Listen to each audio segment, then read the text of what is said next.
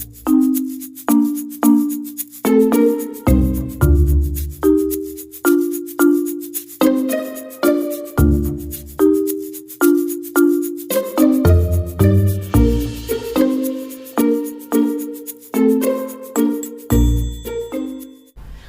વિદ્યાર્થી મિત્રો, હું છું આશીષ વાઘેલા। આજે આપણે જોવાના છીએ ધોરણ 9 વિષય ગણિત પ્રકરણ 8 નો પ્રમેય નંબર 8.1। શું કહે છે તો કે સમાંતર બાજુ ચતુષ્કોણનો કોઈ પણ એક વિકર્ણ એ તેનું બે એકરૂપ ત્રિકોણમાં વિભાજન કરે છે। એકરૂપ એટલે સમાન, ખબર પડે છે, બંધ બેસતો। એક આકૃતિ તમે બીજી આકૃતિ પર મૂકી દો તો એકદમ બંધ બેસી જાય, એને કહેવાય એકરૂપ। તો વધારે સમય ન લેતા ચાલુ કરીએ।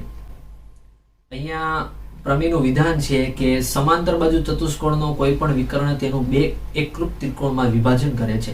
સૌપ્રથમ તમારે આવી આકૃતિ રચના કરવાની છે। આ આકૃતિમાં અહીંયા હું નામ આપી દઉં છું A, B, C અને D। ઓકે વિદ્યાર્થી મિત્રો, અને AC છે એ એક વિકર્ણ છે। જો કે ચતુષ્કોણને બે વિકર્ણ હોય પણ અહીંયા એક વિકર્ણની જરૂર છે। પ્રમેય લખતા પહેલા પક્ષ અને સાધ્ય લખવું જરૂરી છે। તો કઈ રીતે પક્ષ અને સાધ્ય આ પ્રમેયનું થશે તો જોઈએ।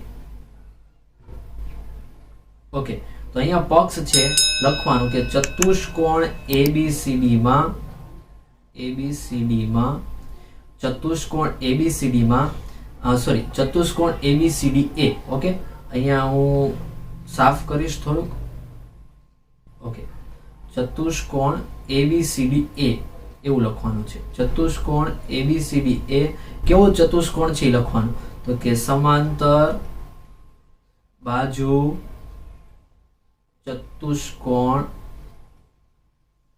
છે।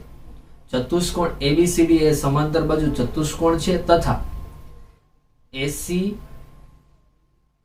એ વિકર્ણ છે। શું છે? AC એ વિકર્ણ છે, અને વિકર્ણ AC છે એ ચતુષ્કોણ ABCD માં બે ત્રિકોણની રચના કરે છે। એવું પણ આપણે લખી નાખીએ કે વિકર્ણ AC એ ચતુષ્કોણ ABCD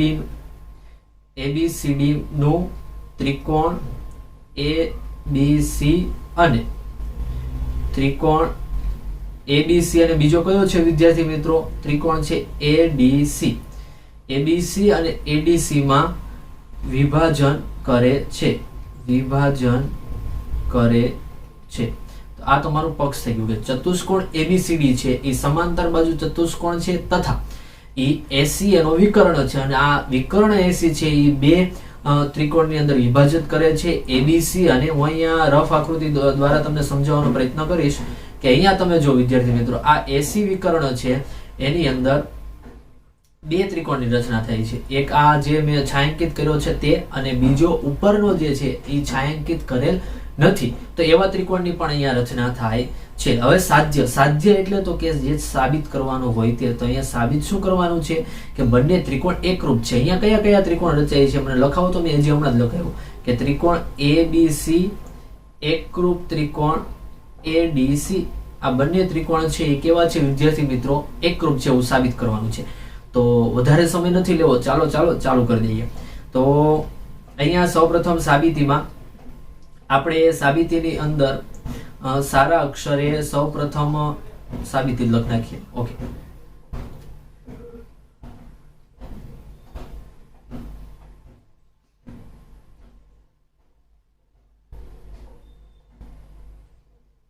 ઓકે, તો સાબિતીની અંદર આપણે જોઈએ તો કે ચતુષ્કોણ ABCD કેવો છે તો કે સમાંતર બાજુ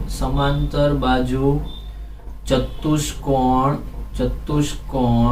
હોવાથી, જો સમાંતર બાજુ ચતુષ્કોણ હોય વિદ્યાર્થી મિત્રો, તો અહીંયા આકૃતિ છે એ તમે જુઓ, હું અહીંયા સાઈડમાં દોરું છું। આકૃતિ કંઈક આવી હતી આપણી કે અહીંયા A અને C વિકર્ણ હતો, અહીંયા B અને અહીંયા D। ઓકે, તો આની અંદર સામસામેની બાજુઓ કેવી હોય? સમાન હોય। તો AB AD એને સમાંતર છે BC તથા AB બાજુ છે એને સમાંતર થશે CD।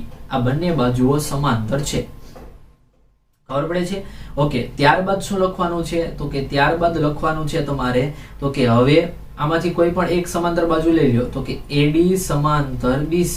AD એ BC ને સમાંતર છે, અને અને એસી છે એની છેદિકા છે, એસી એ તેમની છેદિકા છે, અહીંયા જો એડી અને બીસી સમાંતર છે તથા એસી છે એની છેદિકા છે. છેદિકા હોય, તમને ખબર હતી કે તમારે 7મા ની અંદર આવું આવતું હતું, આ આકૃતિ આવતી હતી. તો આ બંને છે એકબીજાને સમાંતર હોય ને જે વચ્ચેની રેખા હતી એની છેદિકા થતી હતી. અને છેદિકા થયા બાદ આપણે ઝેડ છે, એફ છે, સી આકાર છે, આવા આકાર આપણે બનાવતા હતા. સી આકાર એટલે છેદિકાની એક જ તરફના અંતઃકોણ. ઓકે વિદ્યાર્થી મિત્રો, તો અહીંયા ઝેડ ની રચના થશે. તો અહીંયા જુઓ તમે, આ ઝેડ બને છે અહીંયા. ઓકે, તો આપણે ઈ ઝેડ લઈ લઈશું. તો અહીંયા DAC કયો છે? આ ખૂણો DAC અને બીજો આ ખૂણો, આ ઝેડ ના કારણે સરખા થશે. તો DAC is equal to ACB. કયો? ACB. DAC અને ACB છે યુગ્મ કોણની જોડના કારણે. ઝેડ એટલે યુગ્મ કોણ. તો યુગ્મ કોણની જોડના કારણે કેવા થશે વિદ્યાર્થી મિત્રો? સમાન. હવે તમારે શું કરવાનું છે? તો કે હવે તમારે બીજી જે સમાંતર બાજુ છે એને લેવાની છે, AB સમાંતર CD. અને આની છેદિકા પણ કોણ થશે? AC. તો કે AC એ તેમની છેદિકા છે, ઓકે વિદ્યાર્થી મિત્રો, હવે શું કરશો તમે? તો કે બીજો ઝેડ ની રચના કરશો. કયો ઝેડ બનશે? આવો આ ઝેડ બનશે અને અહીંયા જે ખૂણો છે એ, અહીંયા ખૂણો C છે, અહીંયા હું નામ આપી દઉં છું B ને અહીંયા D. તો કયા ખૂણા થઈ ગયા? BAC અને ACD. ઓકે, તો BAC અને ખૂણો ACD આ બંને ખૂણા છે એ યુગ્મ કોણની જોડના કારણે કેવા થશે વિદ્યાર્થી મિત્રો? સમાન થશે.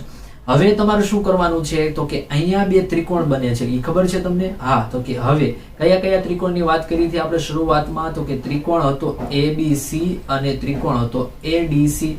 તો કે ABC અને ADC માં અહીંયા તમે જુઓ બે ખૂણા સમાન છે. એક ખૂણો કયો છે? તો કે DAC વાળો અને ACB વાળો. બીજો ખૂણો કયો છે? બીજા ખૂણા છે BAC અને ACD. ઓકે, આ યુગ્મ કોણની જોડના કારણે છે, યુગ્મ કોણ. અને અહીંયા પણ શું થશે? યુગ્મ કોણ. ચલો હજી હવે આ બંને ત્રિકોણ છે, આ ત્રિકોણની અંદર એક આ ખૂણા સમાન છે, એક આ બંને ખૂણા સમાન છે ને વચ્ચેની બાજુ જો બંનેની અંદર કોમન છે. તો અહીંયા હું લખી શકાય AC is equal to AC. અને અહીંયા શું લખવાનું કૌંસની અંદર? તો કે સામાન્ય બાજુ. તો અહીંયા જુઓ ખૂણો પછી બાજુ અને ખૂણો ખબર પડે છે. તો બે ખૂણાઓની અહીંયા જો હું તમને સરળતાથી સમજાવવાનો પ્રયત્ન કરું કે આ બે ખૂણા છે એની વચ્ચેની બાજુ, તો ખૂબ આખું શરત થશે. ઓકે, તો નવું પેજ લઈ લઈશું અહીંયા. તો અહીંયા લખવાનું તમારે, નવું પેજ નથી. ઓકે, લઈ લઈએ. ચલો, તો ખૂબ એક જ મિનિટ.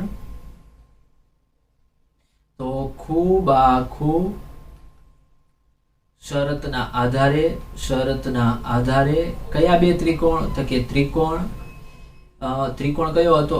ABD. ત્રિકોણ ABD, ABC, એકરૂપ ત્રિકોણ ABD. આ બંને ત્રિકોણ કેવા થશે વિદ્યાર્થી મિત્રો? સમાન થશે. અને આના આધારે શું થશે? તો કે આના આધારે કાંઈ નહીં, આના આધારે અનુરૂપ અંગો સમાન થાય, પણ આપણે અહીંયા કઈ સાબિત કરવાનું નથી. આ બંને ત્રિકોણ છે એકરૂપ છે એવું સાબિત કરવાનું હતું. તો નવા વિડીયોની અંદર નવા પ્રમેય સાથે ફરી મળીશું. ત્યાં સુધી થેન્ક યુ.